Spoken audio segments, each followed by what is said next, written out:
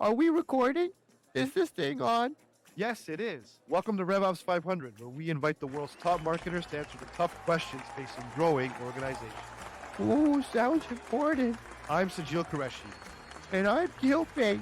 Join us as we dive deep into the world of RevOps. We'll be learning strategies and expertise from first-hand experience. RevOps 500 is sponsored by Computan. They provide technical and development expertise to growth-focused marketing. Let's get started.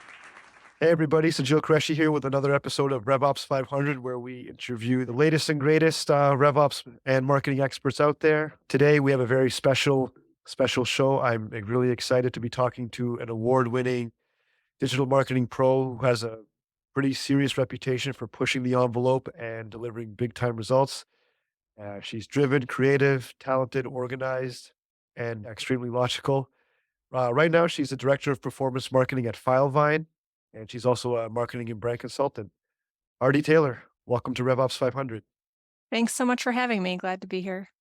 Yeah, glad you're here. So, I mean, we'll just jump right into it. So, Ardy, in your opinion, what is one RevOps myth?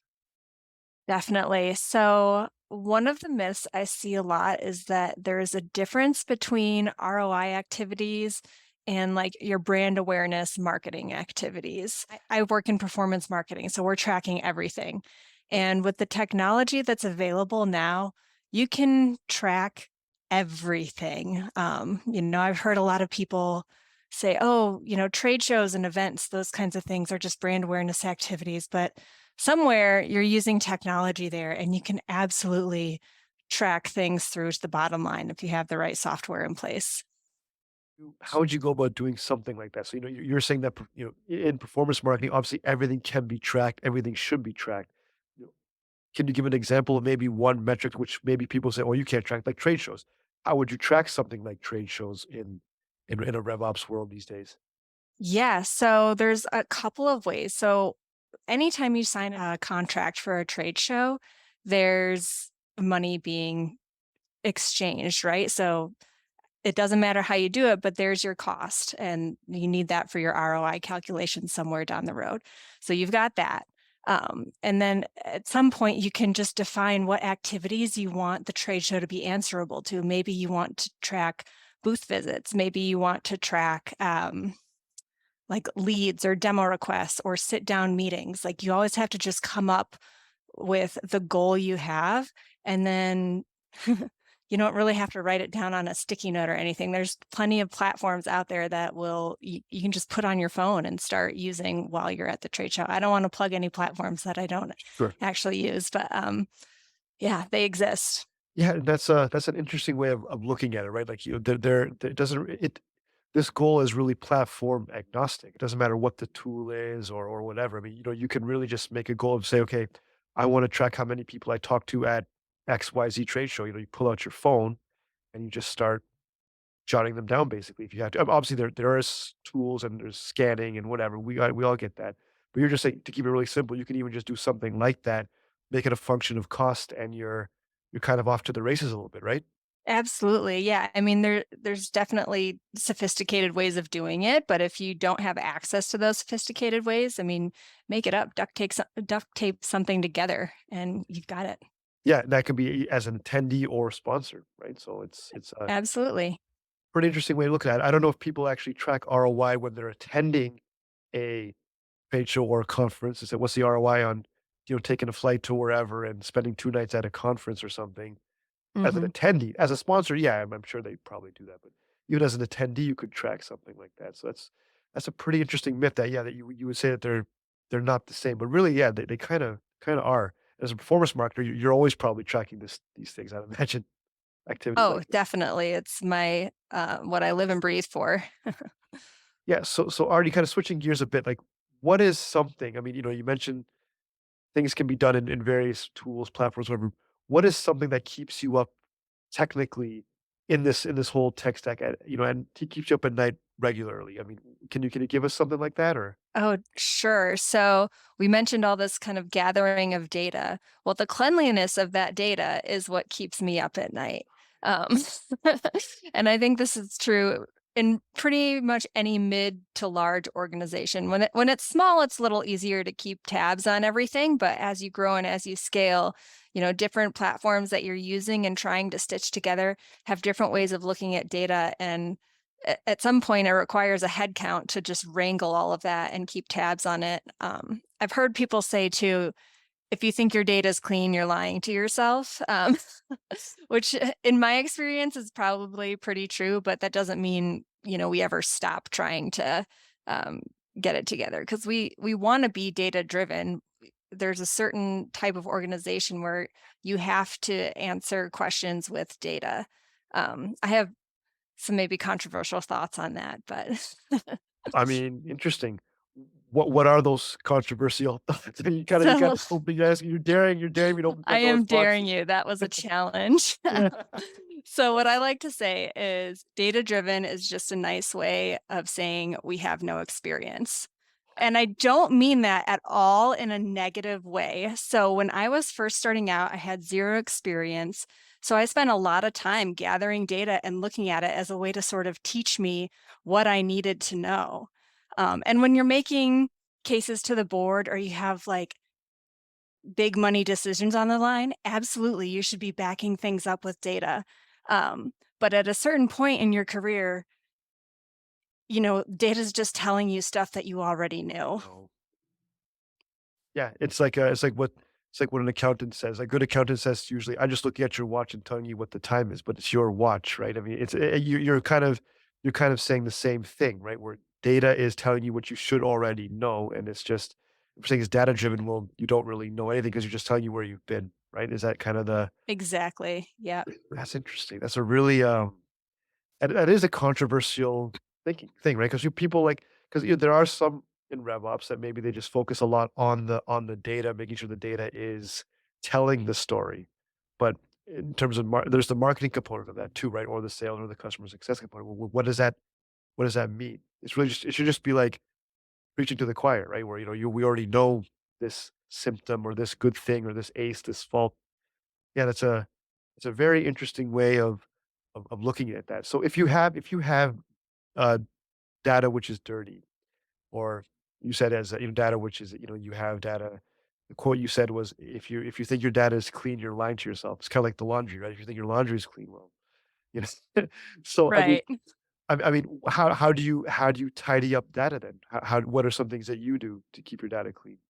Sure. So, on a very small scale, you can kind of go over things manually with a fine tooth comb. But once you reach a certain point, that's no longer feasible. But there's programs and people who know how to handle programs like R and SQL and different kinds of languages that they can run analyses on, and it just spits out, all the places where the data is dirty. Then it's a matter of actually fixing it and cleaning it up. You have to find a pattern, uh, and sometimes the pattern you don't find. So it's a very cumbersome thing. And I think the way the world is going, where we're always relying on more and more data points, especially as AI becomes more integrated into our lives, there's always going to be a need for these kinds of people who can go in and clean up the data. And you think that is something that people can actually do better than maybe like an AI or something like that? Or I think it takes people to operate AI. You can't just right now anyway, you can't just take AI straight out of the box and like let it do its thing. You sort of have to yeah. train it to do what you want to do. Yeah, and to your point, you mentioned SQL and these other database sort of scripting languages. I mean, those languages can really do anything, but somebody has to write the script or write the query to actually get the data that SQL needs to pull from its library of information, right? So I guess Sure. there's probably some truth to that. So on the topic of you know data and everything, I mean, where do you see the future of this all going? I mean, RevOps in general.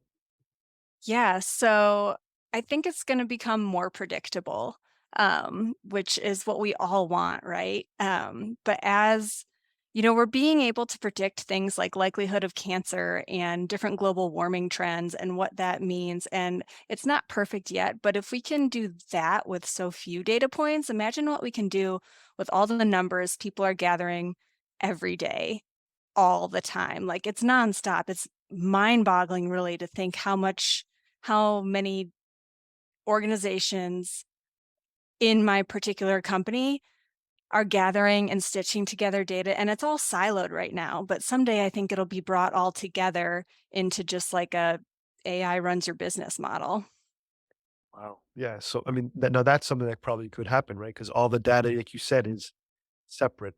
It sounds like what you're saying is you see a world where that data is no longer siloed, and you're saying that everything kind of will come together and an AI sort of driven business, AI driven business model.